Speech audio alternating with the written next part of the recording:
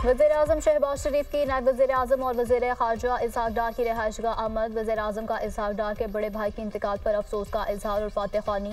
मरहूम के लिए मग़फ़िरत और अहले खाना के लिए सब्र जमील की दुआ। वज़ीर दाखिला मोहसिन नकवी भी वज़ीर-ए-आज़म के हमरा थे।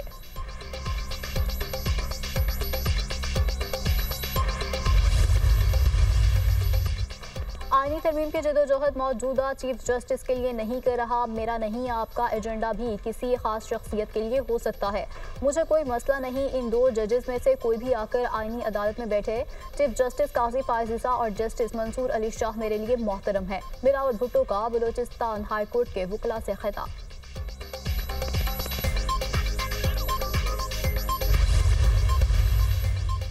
और अब सुप्रीम कोर्ट में कुछ भी बंद दरवाजों के पीछे नहीं होता, कभी तो जमहूरियत पर चल कर देखें। चीफ जस्टिस काजी फायज़ ईसा के सुप्रीम कोर्ट में आर्टिकल 63A नजरसानी केस की समाअत में रिमार्क्स। जस्टिस मुनीब अख्तर को दरख्वास्त की गई कि बेंच में आए। जस्टिस मुनीब अख्तर ने दोबारा खत लिख दिया जिसमें पुराना मौक़िफ़ दोहराया।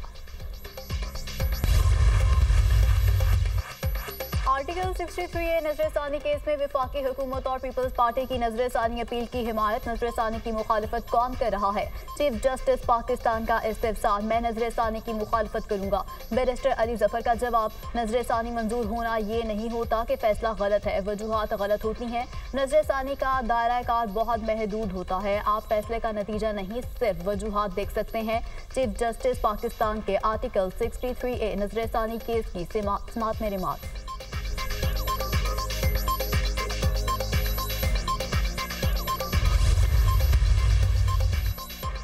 क्या आर्टिकल 63A से मुतालिक फैसला इनके आर्टिकल 95 और 136 के बरखिलाफ नहीं? चीफ जस्टिस का इस्तफसार, जी बिल्कुल, ये फैसला आर्टिकल 95 और 136 के बरखिलाफ है। शहजाद शौकत का जवाब, चीफ जस्टिस ने कहा कि ज़मीर का फैसला कौन करेगा? लोगों के ज़मीर में कौन झांकेगा? क्या जो रोज़ पार्टी में तब्दील करते हैं वो ज़मीर की आवाज़ पर फैसला करते हैं या फिर बेईमानी? इसका फैसला कौन करेगा? हम बतौर जज कैसे फैसला करें कि एक बंदा ज़मीर की आवाज़ पर वोट दे रहा है या नहीं? हम कौन होते हैं किसी के फैसले का बताएं? आपको इस फैसले पर एतराज़ है या नहीं? आपको एतराज़ अक़लियती फ़ैसले पर है या फिर अक्सरियती फ़ैसले पर? चीफ जस्टिस का शहजाद शौकत से इस्तफसार, हम अक्सरियती फ़ैसले पर एतराज़ उठा रहे हैं। अदालत ने करार दिया था कि मुनहरिफ रुकन का वोट गिना नहीं जा सकता। फैसले में आइन को दोबारा लिखने की कोशिश की गई। शहजाद शौकत का जवाब, चीफ जस्टिस ने कहा कि फैसले में कहाँ लिखा है कि दोबारा लिखने की कोशिश की गई? शहजाद शौकत ने जवाब दिया, चीफ जस्टिस ने कहा कि फैसले में लिखा है कि वोट ना गिनने जाने पर बंदा नाअहल होगा। रेफरेंस के सवाल में इनराफ के लिए कैंसर का लफ्ज़ लिखा गया। लफ्ज़ ना होता तो क्या सवाल का असर कम हो जाता? किसी जमात का रुकन पार्टी सरबराह को पसंद ना करे और हटाना चाहें तो क्या किया जाएगा? जस्टिस जमाल खान बंदूखैल ने रिमार्क्स दिए कि बलूचिस्तान में इन्हीं दिनों अपनी ही जमात के लोग अपने वज़ीर आला के खिलाफ अदम एतमाद लाए थे। मेरे और बानी PTI के संजीदा कानूनी एतराज़ात हैं। अब मुल्क में आईनी बहरान पैदा हो चुका है। जुडिशल क्राइसिस इस पूरे निज़ाम को गिरा सकता है। मेरी नज़र में ये बेंच गैर आईनी और गैर कानूनी है। उम्मीद है कल जज साहिबान इस बेंच को ख़त्म कर देंगे। बैरिस्टर अली जफर की मीडिया टॉक।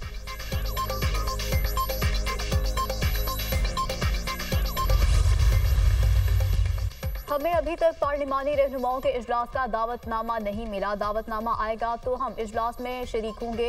हुकूमत ने ऑपरेशन की बात की तो हमने ही इन कैमरा ब्रीफिंग की तजवीज़ दी थी। हम अपने अरकान असेंबली की हिफाजत कर रहे हैं। अगर पार्लिमान को आगे लेकर जाना है तो इस तरीके से आईनी तरमीम नहीं होनी चाहिए। चेयरमैन PTI बैरिस्टर गोहर की सहाफ़ियों से गुफ्तगू।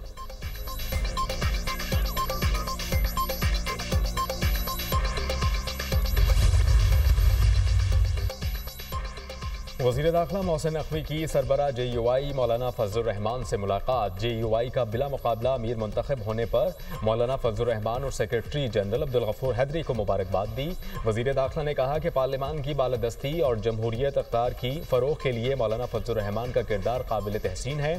फजलुर रहमान ज़ीरक, मुदब्बिर और दूरअंदेश सियासी रहनुमा हैं। JUI ने उसूलों पर मबनी सियासत की है।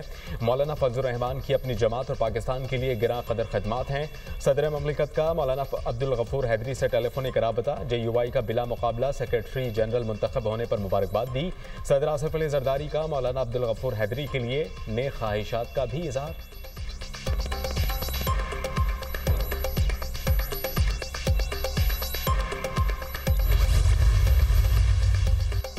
आईनी तरमीम समेत सियासी सूरत हाल पर मुशावरत। तहरीक इंसाफ और जमात इस्लामी के वफूद के माबैन मुलाकात तय।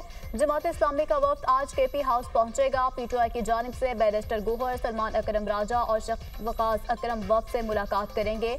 वज़ीर आला KP अली अमीन गंडापुर बानी PTI से मुलाकात के लिए अडयाला जेल पहुंच गए। बानी PTI से सियासी मामलात पर गुफ्तगू करेंगे।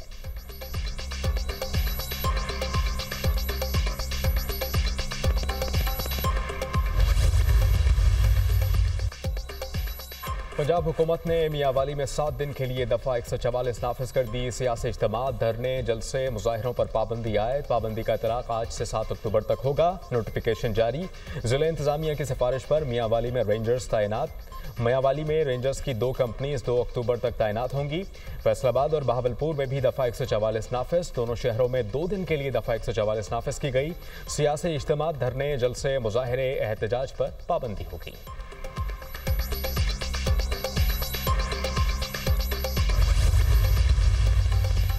बुशरा बीबी के जरिए बानी PTI को तोड़ने की नाकाम कोशिश की जा रही है। ख्वातीन पर जुल्म के पहाड़ तोड़े जा रहे हैं। इतना जुल्म करें कि कल फिर बर्दाश्त भी कर सकें। मुशीर इत्तलात KP बैरिस्टर सैफ का बयान। कहा, आइन पर सबका इत्तेफाक है। मुल्क में जो कुछ हो रहा है उसमें आइन के एहतराम की जरूरत है। जब लोगों को उनके हकूक ना मिलें तो तसादुम की सूरत हाल पैदा होती है।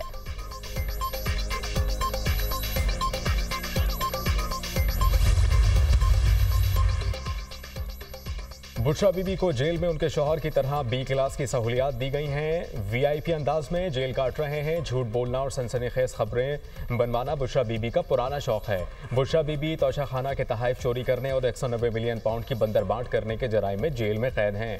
वज़ीर इत्तलात पंजाब अज़मा बुखारी का बैरिस्टर सैफ के बयान पर रद्द-ए-अमल।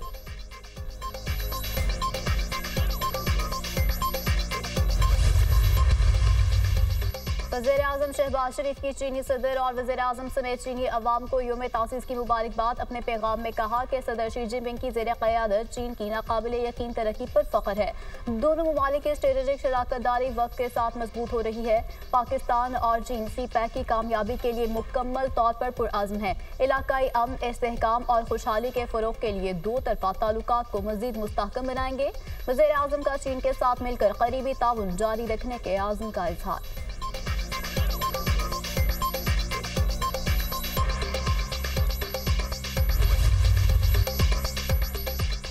जनरल असेंबली में वज़ीर आज़म के खिताब को सबसे ज़्यादा देखा गया। वज़ीर आज़म शहबाज शरीफ ने जनरल असेंबली में पूरी उम्मत मुस्लिमा की तर्जुमानी की।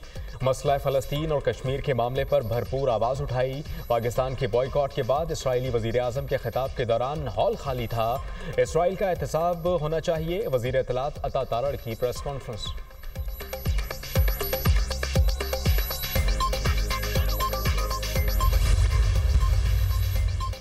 FBR को सितंबर में 20 अरब रुपए तक रेवेन्यू शॉर्टफॉल का सामना। माली साल की पहली तिमाही में रेवेन्यू शॉर्टफॉल 115 अरब रुपए तक पहुंचने का इम्कान।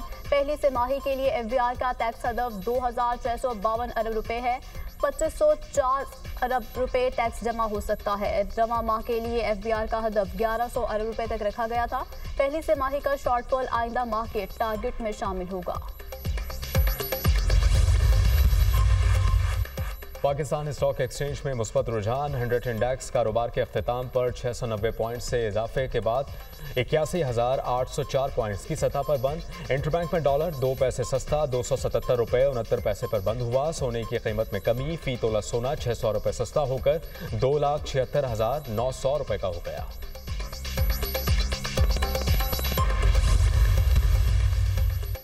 महंगाई का वापसी का सफर जारी। सितंबर में महंगाई की शरह में 0.52% कमी। सालाना बुनियादों पर महंगाई की शरह 6.93% पर आ गई।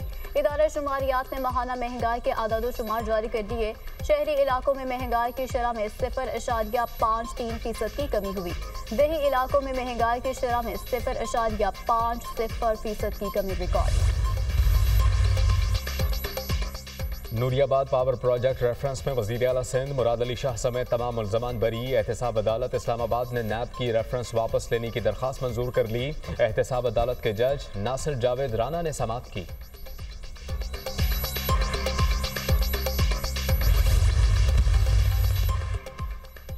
लाहौर में नाबीना अफराद का धरना 9वें रोज भी जारी। चेयरिंग क्रॉस पर बैठे नाबीना अफराद की गवर्नर हाउस की तरफ जाने की कोशिश पुलिस ने रोक दिया। मुजाहिरीन का कहना है कि मुतालबात की मंजूरी तक एहतजाज और धरना जारी रहेगा। वज़ीर आला पंजाब मरियम नवाज का नाबीना अफराद के एहतजाज पर नोटिस। नाबीना अफराद से किसी किस्म की सख्ती न करने की हिदायत। पुलिस के सर फाड़ने के बावजूद वज़ीर आला की नाबीना अफराद के साथ तहम्मुल से पेश आने की हिदायत। चीफ सेक्रेटरी को बातचीत करके मसाइल हल करने की हिदायत। कहा स्पेशल पर्सनस हैं, उनके मसाइल का हमें एहसास है, तहम्मुल का मुजाहरा करें। वज़ीर आला पंजाब का नाबीना अफराद के तशद्दुद से ज़ख्मी पुलिस एहलकारों से इजहार हमदर्दी।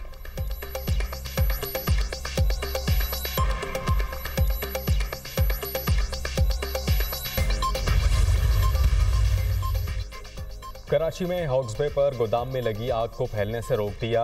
आग की शिद्दत पर काबू पा लिया। कूलिंग का अमल मुकम्मल होने में मजीद कुछ घंटे लगेंगे। आग बुझाने के लिए गोदाम की छतों को तोड़कर पानी और फोम का इस्तेमाल किया गया। KMC फायर ब्रिगेड की 12 गाड़ियों, 7 वाटर बाउजर्स और रेस्क्यू 1112 की 6 गाड़ियों ने हिस्सा लिया।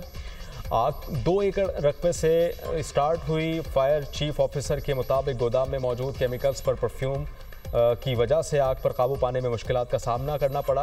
आग पर मुकम्मल काबू पाने में चंद घंटे मजीद लग सकते हैं। सोलर पैनल्स, बैटरीज, परफ्यूम और दीगर आतिशगीर मादों की वजह से आग की शिद्दत में इजाफा हुआ। करोड़ों रुपए का कीमती सामान जलकर राख हुआ। वाक़े में किसी भी जानी नुकसान की इत्तला नहीं। आग लगने की वजूहात सामने न आ सकी।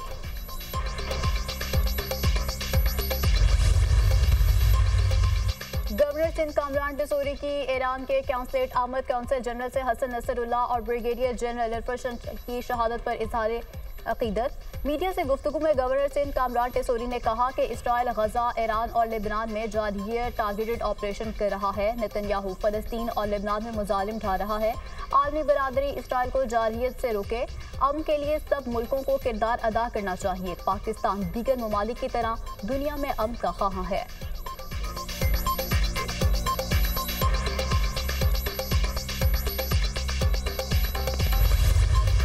इसराइल ने मशरिक़ वस्ता में बर्बरियत का दायरा बढ़ा दिया। इसराइल के लबनान और यमन के बाद शाम पर भी हमले। दमिश्क और इसराइली फ़ज़ाई हमला, खातून सहाफ़ी समेत 3 शहरी शहीद, 9 ज़ख्मी। शामी फ़ज़ाइया ने मुतादिद इसराइली मिसाइलों को हदफ पर पहुँचने से पहले मार गिराया। इसराइल ने लबनान में फ़ज़ाई हमलों के बाद ज़मीनी ऑपरेशन का आगाज़ कर दिया। टैंकों और आर्टिलरी के जरिए हिज़्बुल्लाह के ठिकानों पर हमले। लबनान सरहद के करीब बस्तियाँ फ़ौजी छावनियाँ करार। इसराइली फ़ौज का कहना है कि हिज़्बुल्लाह के ठिकानों को ख़त्म किया जाएगा। बरतानवी मीडिया के मुताबिक लबनानी फ़ौज सरहद से 5 किलोमीटर पीछे हट गई। सेहोनी फ़ौज के बैरूत के मुज़ाफ़ाती इलाकों पर बड़े पैमाने पर हमले। रफ़ीक हुरैरी एयरपोर्ट के करीब इमारत पर बमबारी। हिज़्बुल्लाह के मिसाइल लॉन्चर्स को निशाना बनाने का दावा। इसराइली फ़ज़ाई हमलों के नतीजे में 24 घंटों के दौरान 136 अफराद शहीद, 132 ज़ख्मी हो गए। हज़ारों अफराद नक़ल मकानी पर मजबूर। अक़वाम मुत्तहिदा ने अमन दश्तों को गश्त से रोक दिया। बरतानवी शहरी फौरी तौर पर लेबनान छोड़ दें। फ़रीक़ैन से कहते हैं कि तहम्मुल का मुज़ाहरा करें। खित्ते में जंगबंदी से ही इस्तेहकाम आएगा। बरतानवी वज़ीर आज़म sir care Starmer.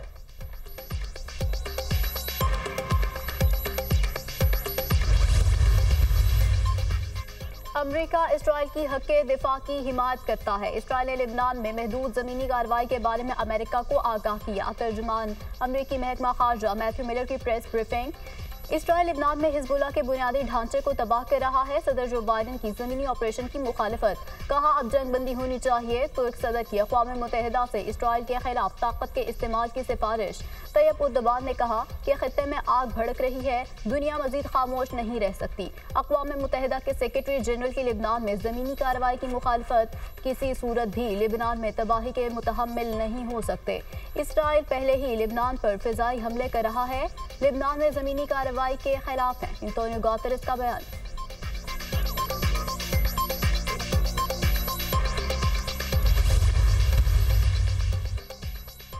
Hasan Nasrallah की शहादत के बाद हिज़्बुल्लाह का इसराइल पर पहला बड़ा हमला। इसराइली मिलिट्री इंटेलिजेंस के गिलिलोड बेस को निशाना बनाया। हिज़्बुल्लाह ने अपने हमले में फादी 4 के 30 मिसाइलों को इस्तेमाल किया। इसराइली फ़ौज ने शिमाली इलाकों में मिसाइल हमलों की तस्दीक कर दी। खुले इलाकों में रॉकेट गिरने से आग भड़क उठी। हिज़्बुल्लाह ने इसराइली फ़ौज के ज़मीनी पेशकदमी की तरदीद कर दी। इसराइली दावे झूठे हैं, जब भी आएंगे हम इनके लिए तैयार हैं। लेबनान का भी इसराइल पर बड़ा हमला। पहली बार नूर बैलिस्टिक मिसाइल दाग दिया। हमलों के बाद कई इसराइली इलाकों में आग भड़क उठी, तवील जंग के लिए तैयार हैं, कुर्बानियों और तकालीफ के बावजूद फतह तक लड़ते रहेंगे। हिजबुल्लाह के नायब सेक्रेटरी शेख नईम कासिम का पहला खिताब, कहा कि इसराइली अफवाज अमरीकी हिमायत से शहरियों का कत्लेआम कर रही है, मुज़ाहमत का रास्ता नहीं छोड़ेंगे, दुश्मन मकासद में कामयाब नहीं हो सकता, हमने अपना लीडर और भाई खो दिया। ग्रुप हसन नसरुल्लाह के पेश करदा मुतबादिल मंसूबों पर अमल पैरा है। शहीद हसन नसरुल्लाह की नमाज जनाजा गैर मुअय्यना मुद्दत तक मुलतवी, यमनी हौसियों ने 2 अमरीकी ड्रोन तबाह कर दिए, वीडियो जारी।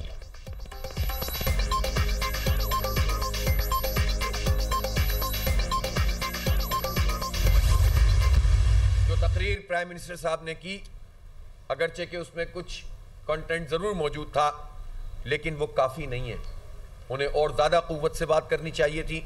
हमने ये फैसला किया है कि हम इस पूरे हफ्ते बड़े बड़े मार्च और एहतजाज और जलसे भी करेंगे। 6 तारीख को गज़ा मिलियन मार्च है कराची में, और फिर उसके बाद 7 अक्टूबर को यहाँ इस्लामाबाद में एक बड़ा मिलियन मार्च होगा इंशाअल्लाह ताला। यहाँ पारा से मार्च शुरू होगा और आगे तक जाएगा एम्बेसी रोड की तरफ। गजा और लिबनान के अवाम से इजहार यकजहती, जमात इस्लामी का 7 अक्टूबर को मिलियन मार्च का ऐलान। हाफिज नईमुर रहमान ने प्रेस कॉन्फ्रेंस करते हुए कहा कि हम गजा के लिए लड़ नहीं सकते, लेकिन सड़कों पर निकलकर पैगाम तो दे सकते हैं। इसराइल का मिस्र से लेकर इराक तक कब्जे का ख्वाब है। इसराइल से दोस्ती और खामोशी इख्तियार करके निजात नहीं मिल सकती।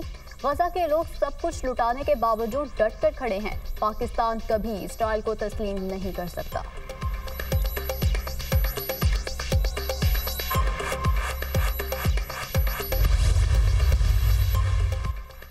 स्पीकर कौमी असम्बली अयाज सादिक से मुमताज़ स्कॉलर डॉक्टर जाकिर नाइक की मुलाकात। उम्मत मुस्लिमा को दरपेश चैलेंजेस, बैनुल मज़ाहिब हमआहंगी समेत दीगर अहम उमूर पर गुफ्तगू। डॉक्टर जाकिर नाइक ने कहा कि पाकिस्तान के लोग बहुत मोहब्बत करने वाले हैं। उम्मत मुस्लिमा को अपने इख्तिलाफात को भुलाकर कुरान और सुन्नत की रोशनी में मुत्तहद होने की ज़रूरत है। मेरे तबलीगी काम का मकसद दुनिया में इस्लाम के अमन और मोहब्बत के हकीकी पैगाम को उजागर करना है। डॉक्टर जाकिर नाइक ने इत्तेहाद बैनुल मुस्लिमीन और इस्लाम के हकीकी पैगाम को दुनिया में फैलाने के लिए पाकिस्तान के किरदार को सराहा।